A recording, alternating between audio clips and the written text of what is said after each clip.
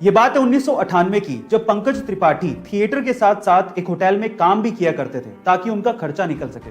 उसी होटल में सत्ता मूवी के सिलसिले में मनोज वाजपेयी जी एक दिन के लिए रुकने आए, लेकिन जब वो होटल से निकले तो वो अपनी चप्पल रूम में ही भूल गए। वो चप्पल पंकज त्रिपाठी जी ने अपने पास ही रख ली।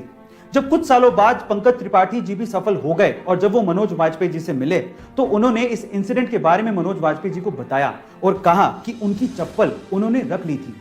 तब मनोज जी ने कहा कि तुमने क्यों रख ली थी? तो पंकज जी ने जो जवाब दिया वो आप लोगों को सुनना चाहिए। पंकज जी ने कहा कि वो मेरे लिए राम की पादुकाएं थी।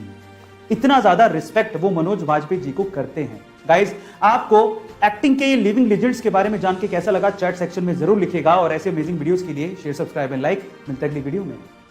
एरिया 51, इस रहस्यमय जगह के बारे में तो आपने जरूर सुना होगा।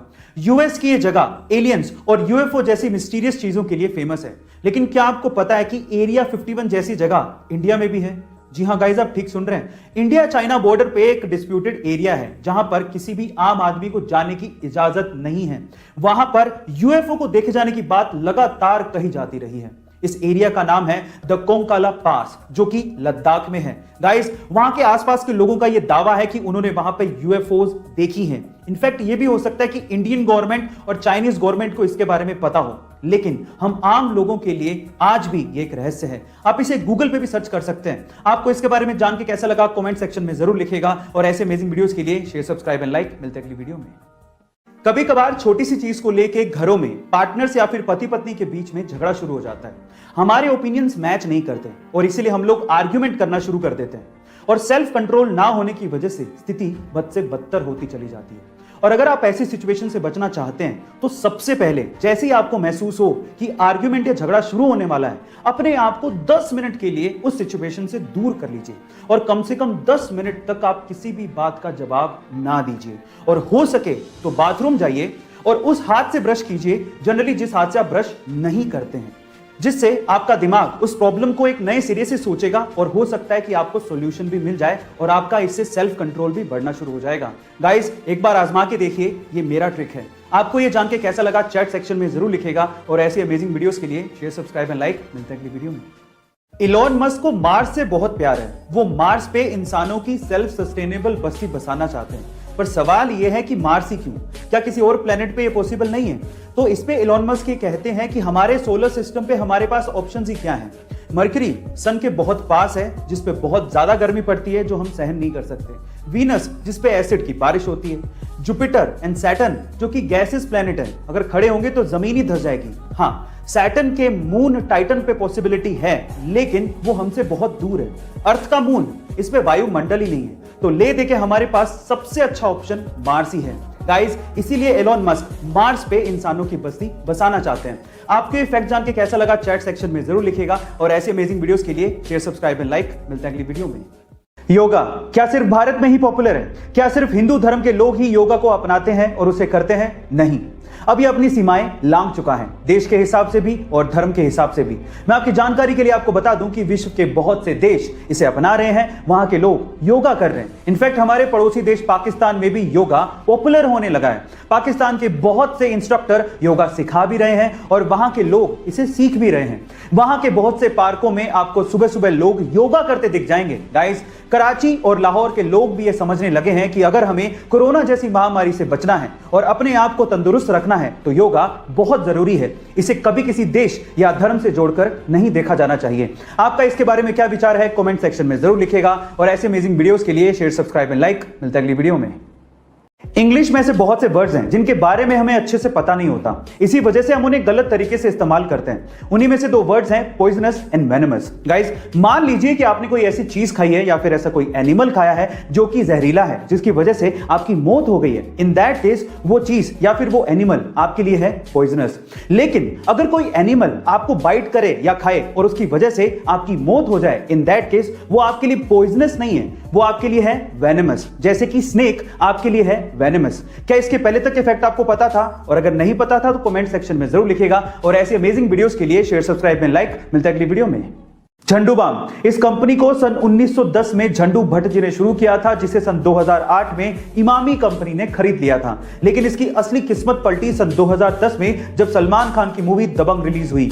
इस मूवी का एक गाना मुन्नी बदनाम हुई काफी ज्यादा फेमस हो गया था और उसकी एक लाइन मैं झंडू बाम हुई लोगों की जुबान पर चढ़ गया था, जिसकी वजह से झंडू बाम की सेल्स डबल हो गई थी। लेकिन फिर भी इमामी कंपनी को झंडू बाम का नाम बिना परमिशन के यूज करना कुछ रास नहीं आया और इमामी कंपनी ने फिल्म के प्रोड्यूसर्स पर कॉपीराइट का केस कर दिया। लेकिन बाद में कोर्ट के बाहर सेटलमेंट हो गया और मलाइका अरोड़ा झंडू बाम की ब्रांड एम्बेसडर बन गई। गाइस, इसे कहते हैं किस्मत। बैठे बैठे सेल्स भी डबल हो गई और मलाइका अरोड़ा जैसी ब्रांड एम्बेसडर भी मिल गई। आपको ये फैक्ट सुन के कैसा लगा कमेंट सेक्शन में जरूर लिखिएगा और ऐसे अमेजिंग वीडियोस के लिए शेयर, सब्सक्राइब एंड लाइक। मिलते हैं अगली वीडियो में। जब कुछ कर गुजरने की चाह हो तो रास्ते के कांटे कभी मायने नहीं रखते। कुछ ऐसी कहानी है महाराष्ट्र से दिल्ली आए लक्ष्मण राव जी की, जो कि लेखक बनना चाहते थे, लेकिन पैसों की कमी की वजह से उन्होंने चाय बेचना शुरू किया। जब आमदनी ठीक ठाक होने लगी तो उन्होंने पढ़ना लिखना फिर से शुरू किया। 37 की उम्र में उन्होंने 12वीं क्लास पास की, 50 की उम्र में उन्होंने BA किया और 63 की उम्र में उन्होंने MA किया। इसी दौरान उन्होंने बुक्स भी लिखी, लेकिन जब भी वो अपनी बुक लेके पब्लिशर के यहाँ पर जाते उन्हें बाहर का रास्ता दिखा दिया जाता। लेकिन उन्होंने हिम्मत नहीं हारी, बुक को छापने के रास्ते खुद से निकाले और आज वो 25 से ज्यादा किताबें लिख चुके हैं और उनकी किताबें फ्लिपकार्ट, अमेज़न जैसी साइट्स पर बिकती हैं। लंदन और अमेरिका के बहुत से बड़े अखबारों में, इवन BBC तक में उनके आर्टिकल छपे हैं। आज लक्ष्मण जी को लोग चाय वाला कह के नहीं बल्कि लेखक जी कह के बुलाते हैं। आपको इनकी कहानी सुन के कैसा लगा कमेंट सेक्शन में जरूर लिखिएगा और ऐसे अमेजिंग वीडियोस के लिए शेयर, सब्सक्राइब एंड लाइक। मिलते हैं अगली वीडियो में।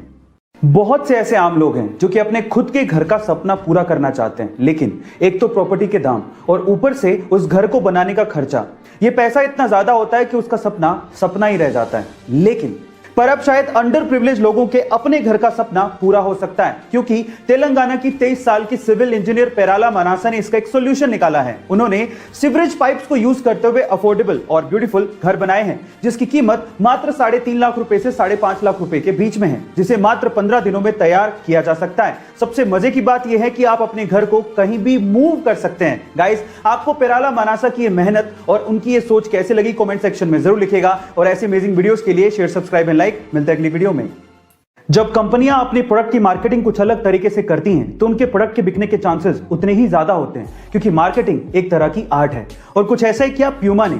जब 1970 के फुटबॉल वर्ल्ड कप में प्यूमा ने पेले को, जो कि फुटबॉल के महानतम खिलाड़ियों में से एक हैं, उन्हें ग्राउंड पे सिर्फ अपने जूतों के लेसेस बांधने के लिए $1,20,000 दिए, जो कि आज के लगभग 7 करोड़ रुपए होते हैं। गाइस, क्योंकि प्यूमा ये जानती थी कि स्टार खिलाड़ी पेले जब अपने जूतों के लेसेस ग्राउंड पे बांधेंगे तो सारी दुनिया की नजर उनके जूतों पर जरूर जाएगी, और जब स्टार कुछ पहनता है तो उसको लोग खरीदते हैं और वो प्रोडक्ट अपने आप सुर्खियों में आ ही जाता है। गाइस, आपको प्यूमा की ये स्ट्रेटेजी कैसे लगी कमेंट सेक्शन में जरूर लिखिएगा और ऐसे अमेजिंग वीडियोस के लिए शेयर, सब्सक्राइब एंड लाइक। मिलते हैं अगली वीडियो में।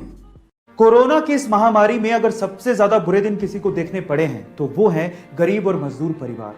कई जगह लॉकडाउन की वजह से इन परिवारों के पास खाने तक के पैसे नहीं हैं, लेकिन राजस्थान के धौलपुर जिले में एक ट्रांसजेंडर ऐसे परिवारों के लिए फरिश्ता बन के सामने आई है। इस ट्रांसजेंडर ने राजस्थान के धौलपुर जिले में 30,000 से ज्यादा परिवारों को राशन के किट बांटे हैं ताकि उनका गुजारा चल सके। इन ट्रांसजेंडर का नाम है देविका और भारत सरकार की तरफ से उन्हें इस काम के लिए सम्मानित भी किया गया। गाइस, आपका इस रिस्पेक्टेड कम्युनिटी के लिए क्या कहना है कमेंट सेक्शन में जरूर लिखिएगा और ऐसे अमेजिंग वीडियोस के लिए शेयर, सब्सक्राइब एंड लाइक। मिलता है अगली वीडियो में।